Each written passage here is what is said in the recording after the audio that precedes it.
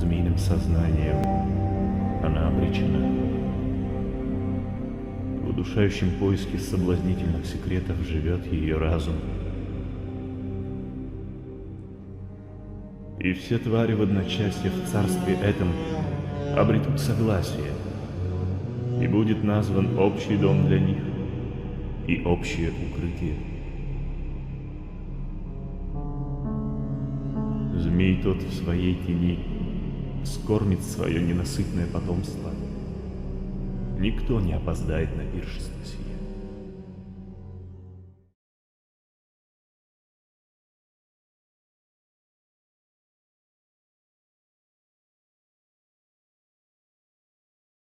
A história da separação de Lilith e Adão encontra paralelo na alquimia, com a imagem da separação do Sol e da Lua, a separatio alquímica.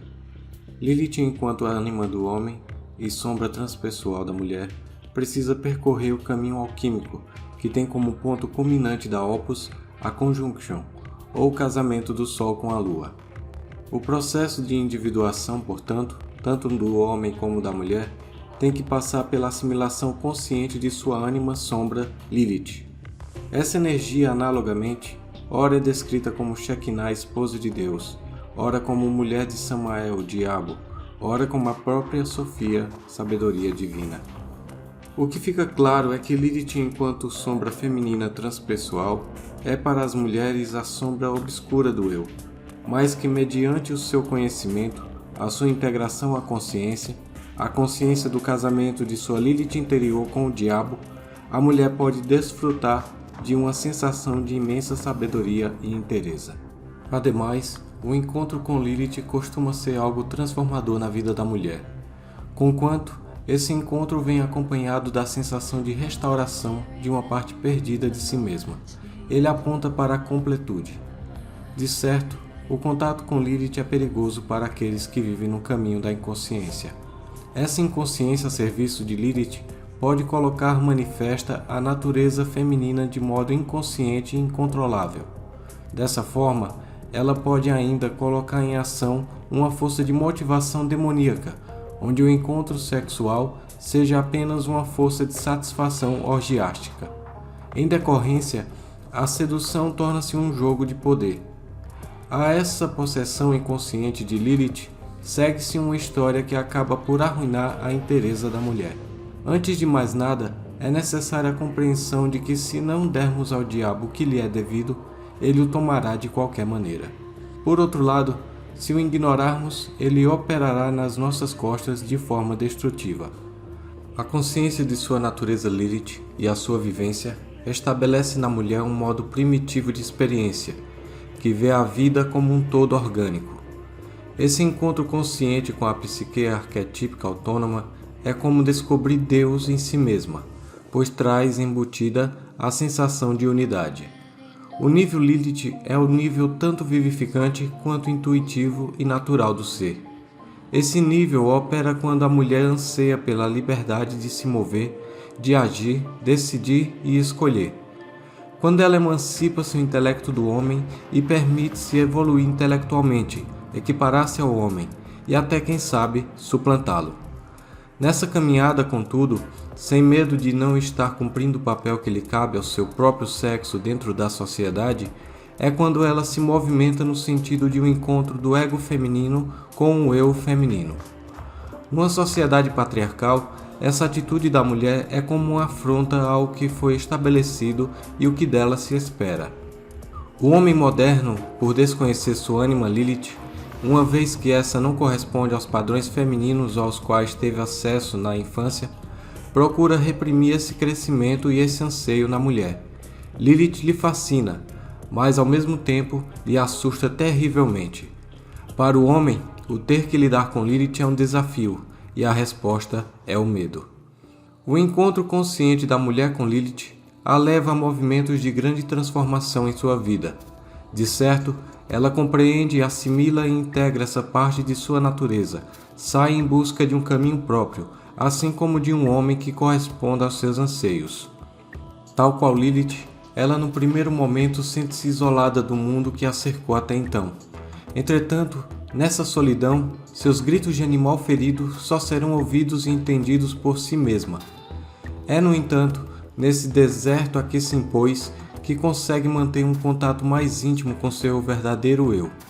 Posteriormente a esse processo, a mulher, assim como Lilith, passa a ser identificada com a serpente. Ela já não está mais cumprindo o papel de submissão que a sociedade espera dela. Portanto, essa insurreição pode contaminar o que a sociedade em geral espera do papel da mulher. A partir de sua consciência e autonomia, não mais se constitui num bom exemplo para a sociedade. Só que a tentação da serpente é o que lhe leva à autorrealização, a se transformar no indivíduo, num ser autêntico. A serpente simboliza o princípio da individuação. É comendo o fruto proibido ou roubando o fogo dos deuses que a mulher escapará da transferência dependente e dará continuidade ao seu desenvolvimento. É preciso que se cometa uma transgressão para que se cresça e se conquiste autonomia. Entretanto, Lilith entende de transgressão. Ela própria foi a primeira transgressora, a primeira a buscar seu próprio caminho e individuação, se mantendo disposta a pagar o preço cobrado. Segundo Edward Endinger, a seita gnóstica dos Ofitas adorava a serpente. Sua visão era essencialmente semelhante à da moderna psicologia. Para eles, a serpente representava o princípio espiritual que simboliza a redenção, relativamente às amarras de um demiurgo que criou o Jardim do Éden e que manteriam o homem na ignorância. A serpente era considerada boa e Javé mau. Psicologicamente, a serpente é o princípio da gnosis, do conhecimento ou consciência emergente.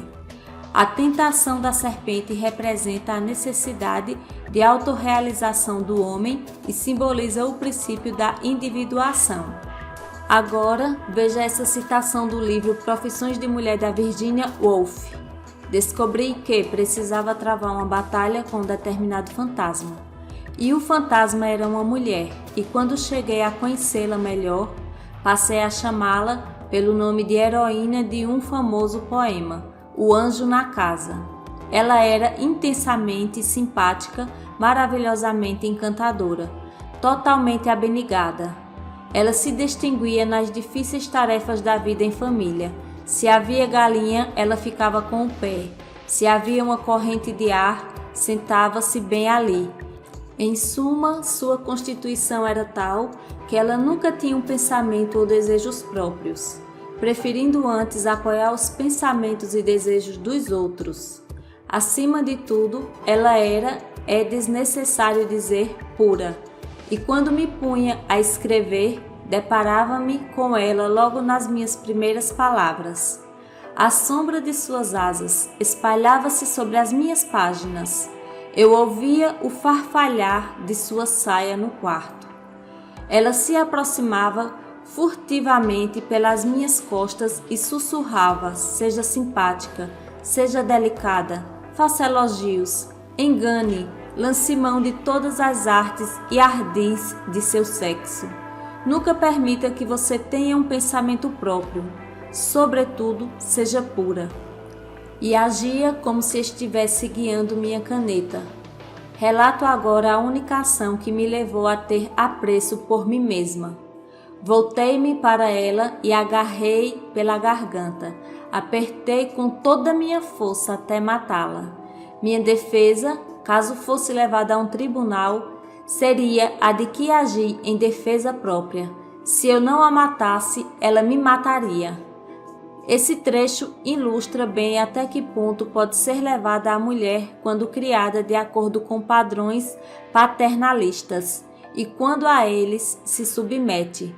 A tal ponto é anulada a sua individualidade que, para que a mulher possa enfim recuperar sua integridade enquanto pessoa, há a necessidade de um ato extremo de coragem e ousadia. Por vezes, tanto o ânimos quanto a sombra nos possuem com tal intensidade que nós mesmas pensamos e agimos acreditando que somos nós que estamos no comando. Entretanto, essa autoridade e poder de sugestão provém da sua possessão. Numa sociedade patriarcal, nós mulheres somos criadas desde cedo, esperando tanto amar quanto casar e vivermos felizes para sempre.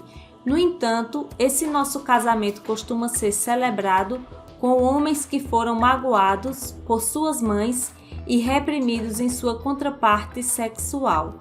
De certo, esses homens jamais foram preparados para nos olhar como iguais. Outrossim, suas expectativas eram apenas de submissão. Esses maridos se nos apresentam então como materialização de nosso ânimo negativo e nos informam quanto somos incapazes, burras, feias e fracassadas.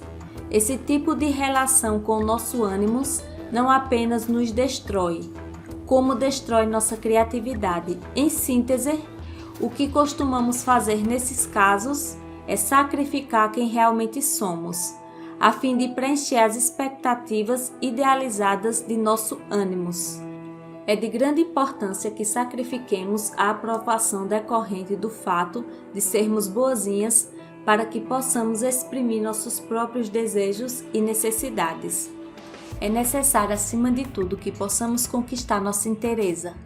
Quando nos submetemos conscientemente à necessidade interior de nossa vida instintiva, nós nos tornamos mais singulares, mais verdadeiras conosco mesmas.